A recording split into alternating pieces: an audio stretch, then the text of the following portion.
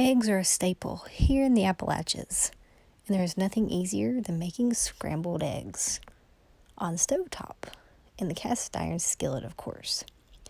If you don't have a nonstick skillet, then don't worry. Simply spray your skillet with nonstick cooking spray and add a pat of butter. Then add in your eggs and beat them with a fork until they're nice and frothy, which doesn't take too long for you to get that perfect frothy consistency. Over medium-high heat, let the eggs sit until they begin to bubble and become set on the bottom. Pull the eggs from the bottom, turn and spread out again so that the uncooked eggs are on the bottom and they can continue to cook until they are set as well.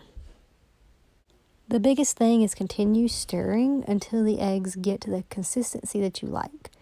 Then remove them immediately from the heat. I personally prefer my scrambled eggs to be on the drier side, so I am going to continue stirring them until there is no moisture remaining in the eggs. This only will take a few more seconds. As you can see, here are soft cooked eggs, but I like mine set more.